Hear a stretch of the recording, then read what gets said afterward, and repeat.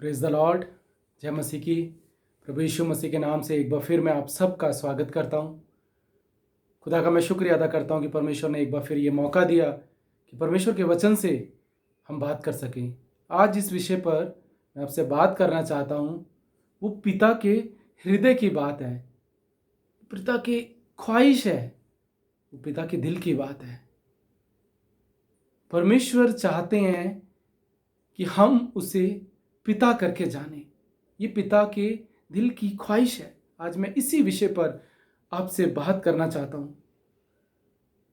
परमेश्वर ये चाहते हैं कि हम अपने जीवन में हर चीज से बढ़कर उसे जाने, हर चीज से बढ़कर उसे जाने, उसके प्रेम को जाने और उसे कहें कि प्रभु मुझे तेरी जरूरत है, मुझे तेरी जरूरत है। पिता यही चाहते हैं कि जब भी हम उसके पास आएं, उसके बेटे बनकर आएं और उसे कहें कि मुझे तेरी जरूरत है। जानते हैं यीशु मसीह क्यों इस दुनिया में आए? यीशु मसीह इसलिए इस दुनिया में आए कि वो जो रिश्ता हमारा पिता से था, जो दूर हो गया था आदम और हव्वा के आज्ञा उल्लंघन करने के कारण, जिस रिश्ते से हम दूर हो गए थे, जिस प्रेम से हम दूर हो गए थे, वो रिश्ता वो पुनः स्थापित करें। यही कारण था यीशु मसीह का इस दुनिया में आने का। और गलतियों की पुस्तक उसके अगर 4 अध्याय के 4 से 7वें वचन में हम देखते हैं, वहां लिखा है, पर जब समय पूरा हुआ तो परमेश्वर ने अपने पुत्र को भेजा जो स्त्री से जन्मा और व्यवस्था के अधीन उत्पन्न हुआ, ताकि व्यवस्था के अधीनों को मोल लेकर छुड़ा ले और हमको लेपालेक होने का पद मिले। और तुम जो पुत्र हो, इसलिए परमेश्वर ने अपने पुत्र की आत्मा को, जो हे अब्बा हे पिता कहकर पुकारता है, हमारे हृदयों में भेजा।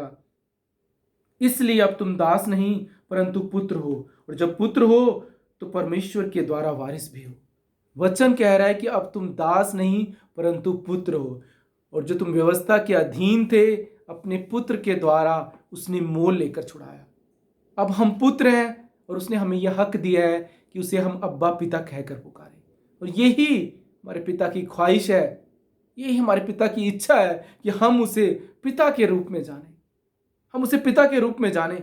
उसने हम सबको जो बनाया है, हम सबसे उसका एक निजी रिश्ता है, हम सबसे एक निजी रिश्ता है। इसलिए हम सबको चाहता है कि हम में से हर एक उसके पास आए, उसका बेटा बनकर आए, उसका बेटी बनकर आए। जानते हम सब में कोई भी पिता को नहीं जानता था, हम सब उससे दूर हो गए थे, हम सब व्यवस्था के अधीन थे। इसलिए उसने अपने पुत्र को भेजा, हम व्यवस्था के अधीनों को उसने छुड़ाया, ताकि उस यीशु के द्वारा हम उस पिता को जाने, उस यीशु के मसीह के द्वारा हम उस पिता के हृदय को यीशु मसीह हमारे सामने उजागर कर सकें। हम सब उस पिता के हृदय में जाने की क्या है उस हृदय में, इसलिए यीशु मसीह आए। लिखा है कि उसने अपने पुत्र की आत्मा को हमारे हृदय में भेजा है कि हम जान पाए कि अब हम दास नहीं पर अब हम पुत्र हैं, और हमें लेपालेक होने का पद मिला है, और अब हम उसे हे पिता कहकर पुकार सकते हैं। यही हमारे परमेश्वर की इच्छा है कि हम उसे पिता के रूप में जानें। इसलिए जब यीशु मसीह ने अपने चेलों को प्रार्थना सिखाई, उसने कहा कि ये रोज तुम ये प्रार्थना इस रीति से किया करना। उन्होंने कहा, तुम इस रीति से कहना कि हे हमारे पिता, तू जो स्वर्ग में है, तेरा नाम पवित्र माना जाए। आज भी वो यही चाहता है कि जब हम उसके पास जाएं तो उसके बेटे बनकर आएं, अपनी चिंताओं के लिए, अपनी जरूरतों के लिए नहीं। वो कहता है कि मैं तो तुम्हारी सारी जरूरतों को पूरा करूंगा। वो कहता है किसी बात की तुम चिंता मत करो। जब मैं पक्षियों को खिलाता हूं तो क्या मैं तुम्हें नहीं खिलाऊंगा? तुम तो मेरे बेटे हो। पर वो ये चाहता है कि जब हम उसके पास जाएं तो उसके बेटे बनकर जाएं, हम उससे कहें, प्रभु मुझे तो मेरा पिता चाहिए, मुझे तो तेरी जरूरत है। उसके प्रेम के कारण उसके पास जाए। इसलिए वो कहता है कि हर दिन तुम उसे ऐसे पुकारो कि हे मेरे पिता, तेरा नाम मेरे जीवन में सदा पवित्र माना जाए। तेरी इच्छा जो स्वर्ग में पूरी होती है वो मेरे जीवन में पूरी हो। तू मेरे जीवन में प्रभुता कर। मुझे हर चीज से बढ़कर मुझे तेरी जरूरत है। इसीलिए यीशु मसीह आए कि हम वापस वो छवि पा सकें जिस छवि की में परमेश्वर ने हमें बनाया था। आज मैं आपसे एक बात पूछना चाहता हूं कि जब हम अपने बच्चों को देखते हैं, जब हमारे बच्चे रात को सो रहे होते हैं और जब हम उन्हें देखते हैं तो हम कैसे आनंद से भर जाते हैं। और ये कैसे संभव है कि हम अपने बच्चे जब सोते हैं उन्हें देखकर हमें प्यार ना आए और हम उसे कहें कि अरे इसने ये गलती की है, जब तक इस गलती की माफ़ी नहीं मांगेगा मैं इससे प्यार नहीं कर सकता। और कैसे हो सकता है कि जब हमारे बच्चे सो रहे हों हम उन्हें श्राप दें? ये संभव ही नहीं है।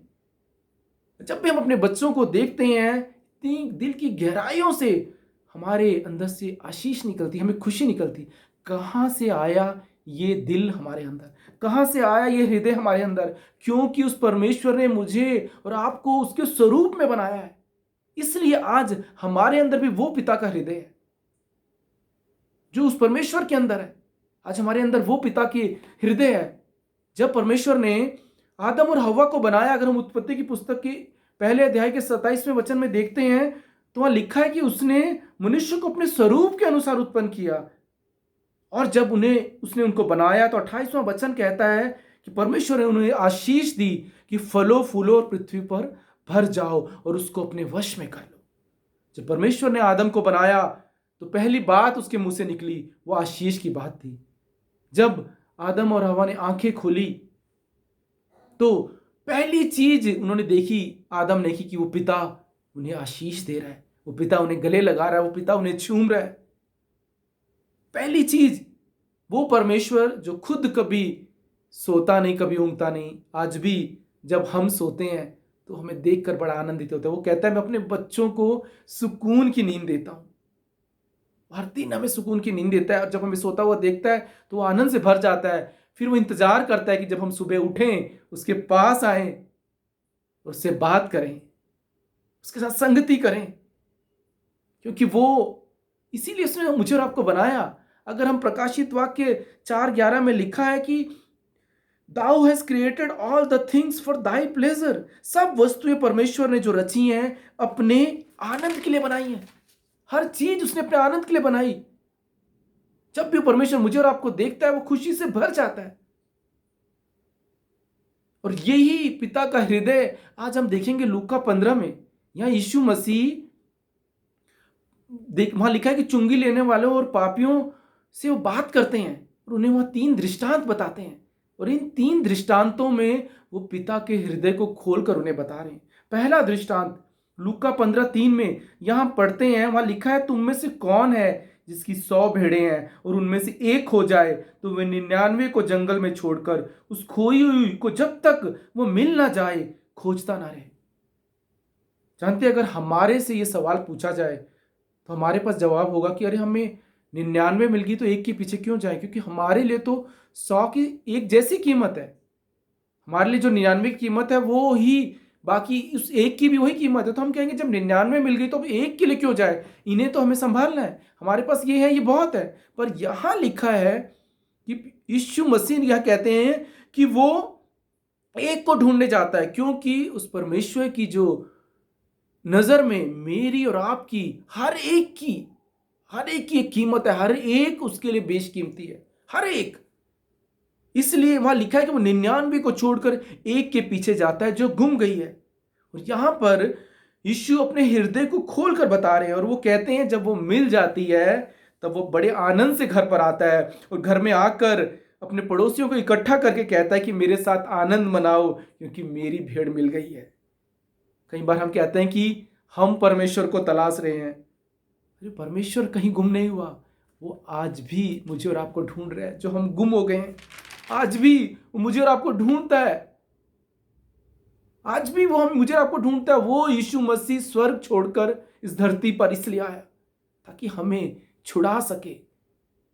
गलतियों 4:4-5 में लिखा है कि परमेश्वर ने अपने पुत्र को भेजा ताकि वो हमें छुड़ाए, वो हमें पाप से छुड़ाए, वो शैतान के कामों का नाश करे और हम अधीनों को मोल लेकर छुड़ाए, ताकि हमारा पिता के साथ वो रिश्ता पुनः स्थापित हो, ताकि हम दास ना रहें, ताकि हम पुत्र बन जाएं और उसे हे अब्बा हे पिता कहकर पुकारें। इसलिए उसने अपने बेटे को भेजा। और दूसरा दृष्टांत फिर वो कहते हैं लूका 15:8 में कि कौन सी ऐसी स्त्री होगी जिसके पास 10 सिक्के हों और उनमें से एक खो जाए तो वह दिया जलाकर घर झाड़ बुहार कर जब तक मिल ना जाए जी लगाकर खोजती ना रहे। यहां लिखा है कि जब तक वो मिल ना जाए, कई बार हम अपने जीवन में इतनी हीन भावना में जीते हैं कि हम किसी लायक नहीं हैं। जानते हैं, हम तो वो खोए हुए सिक्के के समान हैं जिन्हें हमें खुद भी अपनी वैल्यू पता नहीं है। और यहाँ पर लिखा है कि यीशु मसीह कहते हैं हम उस खोए हुए सिक्के के समान है। जब एक मनुष्य मन फिराता है और प्रभु की ओर लौट कर आता है तो स्वर्ग में बड़ा आनंद होता है। परमेश्वर वह स्वर्ग में स्वर्गदूतों के साथ आनंद मनाते कि मेरा खोया हुआ आज लौट कर वापस आया। और तीसरा दृष्टांत उस उड़ाऊ पुत्र का। ये दृष्टांत जब हम पढ़ते हैं, जहां एक पिता की दो बच्चे हैं, छोटे वाला पिता की संपत्ति का भाग ले लेता है और दूर देश चला जाता है। और इन तीनों दृष्टांतों को हम देखें तो एक बात देखते हैं कि पिता ने कभी भी अपनी उस छवि को नहीं खोया। जब उसने मनुष्य को बनाया था, जो प्रेम उससे वो करता था, उस छवि को उसने कभी नहीं खोया। और आज भी वो अपने बच्चों को तलाश रहा है कि उन्हें वो वापस पाले, वापस उन्हें घर लेकर आए। लिखा है जब वो खोया हुआ बेटा मिल गया तो वो आनंद से भर गया। आज भी वो ढूंढता है, आज भी वो चाहता है कि हम वापस आए उसके पास, उसके बेटे बनकर वापस आए। मैं और आप भी गुम हो गए थे, मुझे और आप पर उसने चित लगाया। इसलिए नहीं कि हम उसके प्रचारक बन सकें, उसने इसलिए हम पर चित लगाया कि हम उसके बेटे बन जाएं। आज भी वो ढूंढता है कि एक बेटा जो खो गया है वो वापस लौट कर आए। इसलिए मैं कहता हूं कि हमने उसको नहीं चुना, उसने हमें चुना है। क्योंकि हमने उसके लिए अपना जीवन नहीं दिया, उसने मेरे और आपके लिए अपना जीवन दिया है ताकि हम वो जिंदगी पाएं जो जिंदगी देने के लिए वो परमेश्वर आए। हम वो जिंदगी पाएं, वो आशीषित जिंदगी पाएं, वो अनंत काल का जीवन पाएं। अगर इस उड़ाऊ पुत्र की कहानी को हम देखते हैं तो हम यहां देखते हैं कि एक पुत्र और पिता के बारे में। अक्सर हम ये देखते हैं, इसे स्वर्ग और नरक के रूप में हम देखते हैं। ये कहानी बताती कि छोटा बेटा पिता को छोड़कर चला जाता है और इस दुनिया में गुम हो जाता है और उसकी जिंदगी नरक के समान बन जाती है। और वहां पर एक दिन उसको उस पिता के प्रेम की याद आती है और वो वापस लौटता है। और लिखा है कि पिता बाहर उसका इंतजार करता रहा था और दूर से जब उसको देखता है तो पिता उसके पास दौड़ कर आता है, उसे चूमता है, उससे प्यार करता है। लिखा है जब वो दूर ही था तो पिता ने उसे दूर से देख लिया। लिखा है कि बेटा नहीं दौड़ा, पिता दौड़ा, उससे प्रेम किया, उसे चूमा।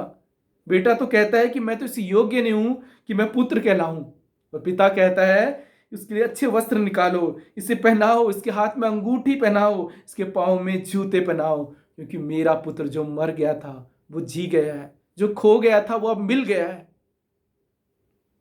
कई बार हम सोचते हैं ये कहानी यहीं खत्म हो जाती है कि छोटा बेटा चला गया था और वापस आ गया और पिता आनंद से भर गया। नहीं, यहाँ लिखा है जब छोटा बेटा घर आ गया, पिता ने उत्सव मनाया, और फिर क्या होता है, बड़ा बेटा वहाँ आता है और जब वो ये सब देखता है तो उसे बुरा लग जाता है और वो अब घर नहीं आना चाहता। जब पिता को ये बात पता चलती है तो लिखा है कि पिता वो उत्सव छोड़कर अब वो घर के बाहर आ गया, अब वो बड़े बेटे को मनाने लग गया। क्यों? क्योंकि पिता के लिए तो दोनों बेटों की सेम वैल्यू है। पिता को अपने दोनों बेटे अपने घर में चाहिए। आज भी जब एक बेटा वापस आ जाता है ना मन फिराकर, तो पिता फिर दूसरे के लिए वो बाहर चला जाता है, फिर वो दूसरे के लिए बाहर चला जाता है, क्योंकि पिता को तो अपने सारे बेटे अपने घर पर चाहिए। पिता को सारे बेटे अपने घर पर चाहिए। इसलिए परमेश्वर ने पूरी मानव जाति से इतना प्यार किया कि उसे बचाने के लिए खुद ही मानव रूप धारण करके हमारे बीच आ गया। और आज भी पिता के दाहिनी ओर बैठकर वो मेरे और आपके लिए मध्यस्थी करता है कि हमारा विश्वास जाता ना रहे। जब आदम हवा को उसने अदन की वाटिका में बनाया, अदन की वाटिका का मतलब ही है इब्रानी भाषा में कि आनंद, प्लेजर। पर हम जो मनुष्य थे पाप में गिरकर संसार में आनंद ढूंढने लगे। पर मैं आज आपसे कहता हूं कि सच्चा आनंद सिर्फ पिता के बाहों में है। और जिस दिन हम उस प्रेम को जान जाते हैं, उसे समझ जाते हैं और उस प्रेम के कारण उसके पास आते हैं, मैं आपसे कहता हूं कि आप सारी गुलामी में जिसमें आज फंसे हुए हैं ना, उस सारी गुलामी से आप आज़ाद हो जाएंगे जिस दिन आप उसके पास उसके प्रेम के कारण वापस लौट कर जाएंगे। और यही मसीहत है, यही मसीहत है। कई बार जब संसार हमें देखता है और कई बार जब वो पूछता है कि आप ऐसे कैसे यीशु मसीह के पीछे आ गए और जब हम उससे कहते हैं कि हमने तो उसे चख कर देखा है कि वो कितना मीठा है, मैंने और आपको ने तो उसको चख कर देखा है कि वो कितना मीठा है, कितना प्यारा है वो, इसलिए अब हमें अपने जीवन में और किसी चीज की जरूरत नहीं है। और यही यीशु मसीह चाहते हैं, यही परमेश्वर चाहते हैं कि जब हम उसके पास आए तो बेटे बनकर आए, उसे पिता के रूप में जाने। आज उस पिता की एक ख्वाहिश है, उस पिता की एक ख्वाहिश है कि मैं और आप उसे पिता करके जाने। जब भी उसके पास आए उसे कहें कि प्रभु मुझे तेरी जरूरत है। उस प्रेम को पाने के लिए उसके पास जाएं। वो कहता है देखो मैं मर गया था पर अब मैं जीवित हूं और अब मैं तुम्हें कभी ना छोड़ूंगा और कभी ना त्यागूंगा। वो कहता है कि मैं तुम्हारी ढाल और मैं तुम्हारा बड़ा प्रतिफल हूं। और यही वो मेरे और आपके मुंह से सुनना चाहता है कि हम उसे कहें कि प्रभु तू मेरा बड़ा प्रतिफल है। उसने अब्राहम से कहा कि मैं तेरी ढाल और मैं तेरा बड़ा प्रतिफल हूं। जिस दिन मैं और आप इस बात को समझ जाते हैं ना कि वो ही हमारा बड़ा प्रतिफल है, मैं आपसे कहता हूं कि आपके जीवन में हर एक आशीष के लिए आप द्वार खोल देते हैं। आपके जीवन में इतनी आशीषें आएंगी, उनको संभालना आपके लिए मुश्किल हो जाएगा। जिस दिन आप ये जान जाएंगे कि वो ही आपकी ढाल और वो ही आपका बड़ा प्रतिफल है।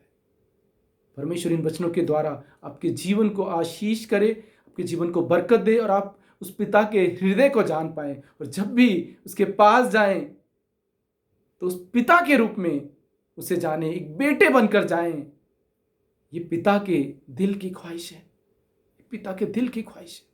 मैं विश्वास करता हूं आज का वचन आपके जीवन में बरकत और आशीष लेकर आएगा कि आप उसके बेटे बनकर उसके पास जाएंगे। आप उसके बेटे बनकर उसके पास जाएंगे। परमेश्वर आपको बहुत आयत की आशीष दे।